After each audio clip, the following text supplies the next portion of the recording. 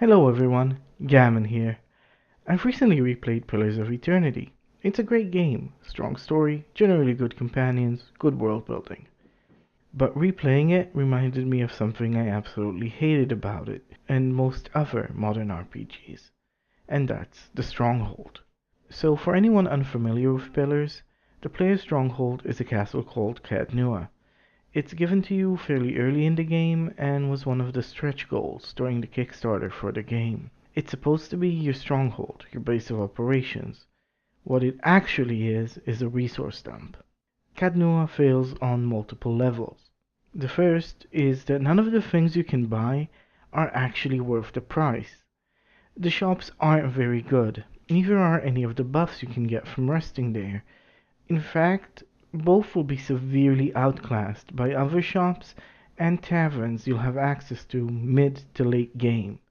So from a gameplay perspective, it's an absolute waste to put any money into it, and it doesn't really serve a purpose.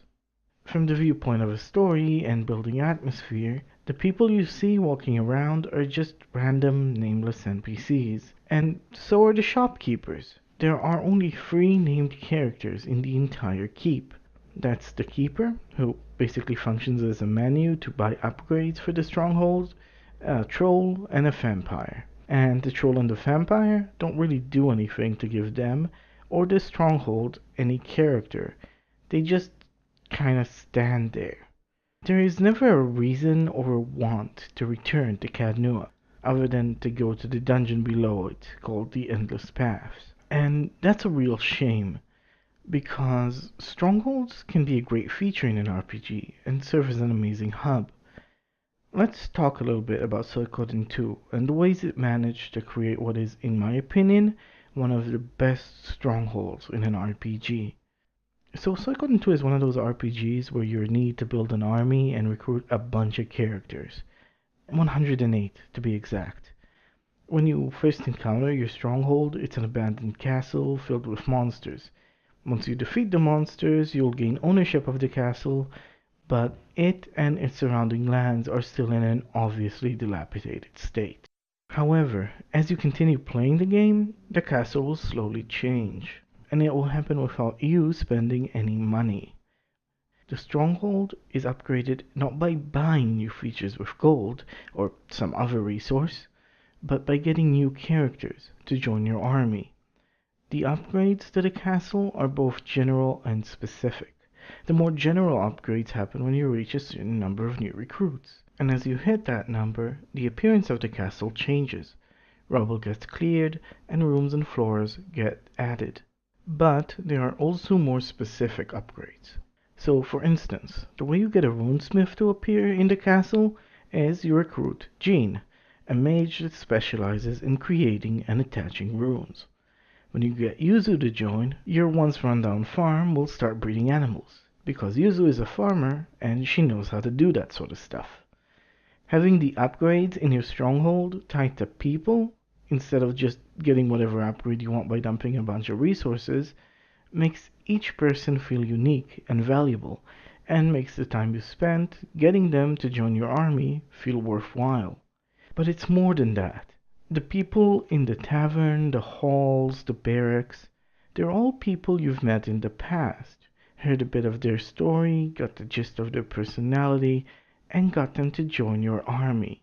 So for instance, in the tavern, you're going to see a bunch of characters tied to food or alcohol, sharing a meal and drinking together. These are all characters that in the past have shown love for food and drink, and them hanging out together in the tavern makes perfect sense. Having the castle populated with people you know that have a name and a personality, even if it's a very basic and generic personality, doing things that fit their character and interacting with others makes the castle feel alive, personal, and familiar. But there are also mechanical ways in which the game makes your stronghold feel important. There are many things you'll want to do in Suikoden.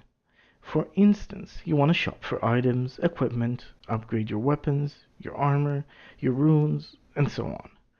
As we previously mentioned, the shops you get in the stronghold will be created and staffed by people you actively recruit around the world. But that wouldn't mean much if you didn't want or need to use these shops. And that's why the game takes great care to make sure you'll always want to use the shops in your keep. You see, every time you'll visit a shop around the world, its inventory will be added to the corresponding shop inside your stronghold. So if you go to an item shop in some faraway village, whatever items it sells will now also be sold in the item shop in your keep. If you go to an armorer in some town, whatever armor it sells will now also be sold by the armor shop in your keep, etc., etc. It's a very simple but very powerful system. Because of this system, there is never a reason to go shopping anywhere else. The shop in your stronghold is always going to be the best shop, because it will have access to both its personal inventory as well as every other item in any of the shops you previously visited. Also, unlike the shops in the outside world, you can purchase things in your keep for all of your warriors instead of just the 5 that are in your current party. In a game where you have 108 recruitable characters and most of them can be added to your party, to be able to buy, sell, and use services for your entire army instead of just 5 people is a huge time saver. So your stronghold is always going to be the place you want to do your shopping and your upgrading in, because it will always have the best stock and it's easy to use. But this isn't the end of how the game encourages you to use your stronghold. You are encouraged to return to your castle because it's the center of your fast travel system. The fast travel system in Suikoden 2 has 2 steps.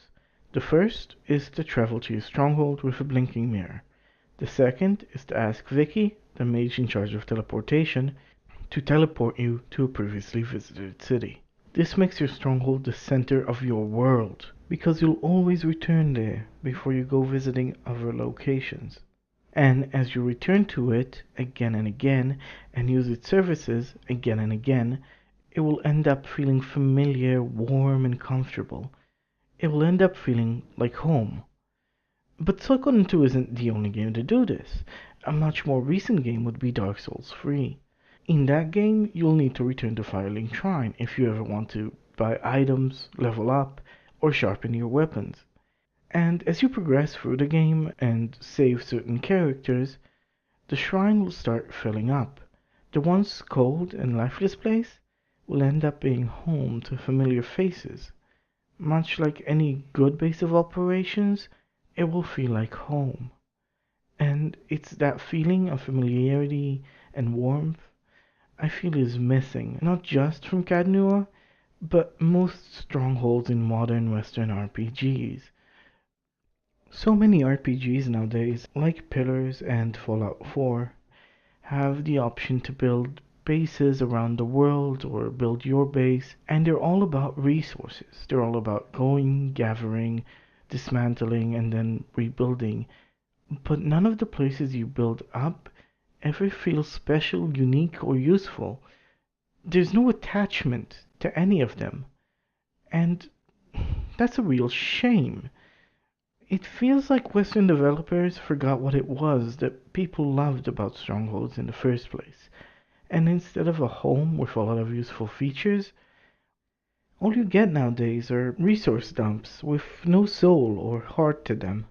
They feel like places designed to pad out the gameplay and force you to hunt for junk, just so that a place you have no reason to care about look a little cooler. And I think that's not worthwhile. It's just a waste of player time, instead of making something that's truly great and memorable. It's been years since I've played Suikoden 2.